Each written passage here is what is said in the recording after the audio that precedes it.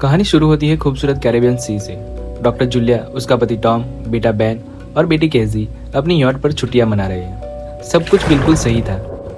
तभी मौसम अचानक से बदलने लगता है और आसमान से आग के गोले बरसने लगते हैं। टॉम ध्यान से देखता है तो उसे पता चलता है कि वो सैटेलाइट थी जो टूटकर आग के गोलों की तरह समंदर में गिर रही थी। पृथ्वी के मैग्नेटिक पोल्स पलट चुके थे, जिसने पूरी दुनिया की टेक्नोलॉजी को तबाह कर दिया था।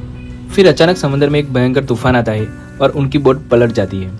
जब अगली सुबह उन्हें होश आता है तो वो जो देखते हैं उस पर यकीन करना नामुमकिन था। उनकी बोट एक पहाड़ की चोटी पर अटकी है और समंदर का सारा पानी गायब हो चुका है। चारों तरफ सिर्फ एक सूखा बंजर रेगिस्तान है। इस खौफनाक मंजर के बीच टॉम अपनी सूझबूझ से बोट का टूटा हुआ रेडियो किसी तरह से रिपेयर कर लेता है। रेडियो चालू होते ही उसकी बात नाओ नाम के एक आदमी से होती है। नाओ बताता है कि वो पास ही की एक डीप सी सबमरीन में सुरक्षित है, लेकिन वो एक डरावनी चेतावनी भी देता है। पृथ्वी के पोल्स फिर से शिफ्ट होंगे और समंदर का सारा पानी एक भयंकर सुनामी बनकर बहुत जल्द वापस लौटेगा। नाव की सबमरीन तक पहुंचने के लिए टॉम और जूलिया सफर की तैयारी शुरू कर देते हैं। वो अपनी बोट में से बचा हुआ खाने पीने का सामान और जरूरी चीजें इकट्ठा ही कर रहे थे कि तभी उन्हें दूर से एक अनजान आदमी उनकी तरफ आता हुआ दिखाई देता है। वो आदमी बहुत थका हुआ और प्यासा लग रहा था। टॉम, जो दिल का बहुत अच्छा इंसान है, उसे इंसानियत के नाते पानी की बोतल देता है। वो आदमी पानी पीता है, लेकिन तभी अचानक वो उसी बोतल से टॉम के सिर पर जोरदार वार कर देता है। इससे पहले कि टॉम कुछ समझ पाता, उस साइको आदमी ने अपने पास रखा हुआ नुकीला हथियार टॉम के पेट में घोंप दिया। जूलिया यह देखकर इतनी डर जाती है कि उसकी वहां जाने की हिम्मत ही नहीं होती और फिर वो दरिंदा टॉम की गर्दन पर एक सीधा वार करता है और टॉम वही तड़प कर दम तोड़ देता है। जूलिया तुरंत भागकर बोट में जाती है और अपने बच्चों को छुपा देती है, लेकिन वो साइको बोट के अंदर आ जाता है और जूलिया को बुरी तरह पीटने लगता है। वो जूलिया को मार ही डालता कि तभी उसकी बेटी केजी हिम्मत दिखाती है और उस साइको को फ्लेयर गन चला देती है। फ्लेयर लगते ही वहाँ आग लग जाती है। जूलिया बच्चों को लेकर बाहर भागती है। बाहर पिता की लाश देखकर बच्चे रोने लगते हैं। जूलिया अंदर से पूरी तरह टूट चुकी थी, लेकिन एक माँ की लड़ाई अभी बाकी थी। तभी वो साइको आदमी आग से बचकर बाहर आता है। जूलिया और बच्चे वहाँ से अपनी जान बचाकर भागने लगते हैं। भागते भागते वो एक टूटे हुए जहाज के मलबे के पास पहुंचते हैं और वहीं रात बिताने का फैसला करते हैं। आधी रात का वक्त था।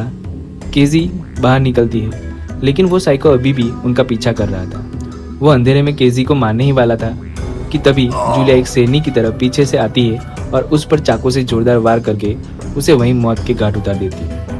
राहत की सांस लेकर वो फिर सो जाते हैं, लेकिन जब अगली सुबह उनकी आँख खुलती है तो जो नज़ारा वो देखते हैं वो उनके होश उड़ा देता है। उस साइको आदमी की लाश को रात में किसी भयानक जानवर ने बुरी तरह नोच कर खा लिया था। उन्हें समझ आ गया कि इस रेगिस्तान में वो अकेले नहीं है।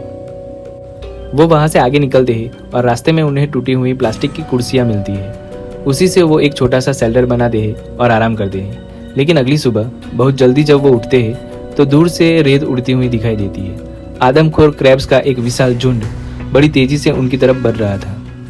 वो पागलों की तरफ भागते हैं और भागते भागते एक बड़े कंटेनर के पास पहुंचते हैं। वहाँ पहले से 3 क्रू मेंबर्स मौजूद थे, लेकिन वो इतने स्वार्थी थे कि उन्होंने जूलिया और बच्चों की कोई मदद नहीं की। जूलिया तुरंत अपने बच्चों को कंटेनर के ऊपर चढ़ा देती है और अगले ही पल वो खूंखार क्रैब्स उन पर अटैक कर देते हैं और तीनों क्रू मेंबर्स को नोच कर खा जाते हैं।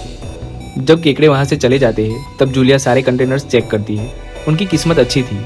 उन्हें वहाँ पीने का पानी, एक गन और एक वर्किंग रेडियो मिल जाता है। रेडियो से जूलिया फिर से नाव से कांटेक्ट करती है और बताती है कि उनका मैप खो गया है। नाव उनकी मदद के लिए अपनी सबमरीन से एक फ्लेयर आसमान में फायर करता है। जूलिया को वो सबमर्सिबल दिख जाती है, लेकिन वहाँ तक पहुँचने के लिए उन्हें एक खतरनाक चट्टान को पार करना था। चट्टान पार करते वक्त जूलिया वहाँ पर फंस जाती है। बहुत कोशिश करती है लेकिन नहीं निकल पाती। वो रोते हुए बच्चों पर दबाव डालती है कि वो उनको छोड़कर वहाँ से चली जाए। बच्चे रोते हुए वहाँ से आगे बढ़ते हैं। तभी केकड़ों का झुंड वापस आ जाता है और जूलिया पर अटैक कर देता है। जूलिया की मौत पक्की ही थी, लेकिन तभी केजी वापस आती है और वो अपनी हिम्मत से अपनी माँ को बचा लेती है। वहाँ से निकलकर दौड़ते हुए वो तीनों आखिरकार उस सबमरीन तक पहुँच जाते हैं। वो अंदर घुसते हैं और तुरंत हैच बंद कर देते हैं। तभी एक भयंकर आवाज़ आती है। समंदर का वो सारा पानी जो शहरों की तरफ गया था अब एक विशाल सुनामी बनकर वापस लौट आया था। पानी की वो खौफनाक लहर पूरी ताकत से उनकी सबमरीन से टकराती है। सब कुछ गहरे काले पानी में डूब जाता है। जब अगली सुबह होती है तो कैमरा सबमरीन के अंदर जाता है। जूलिया और उसके दोनों बच्चे सही सलामत थे। वो बच गए थे।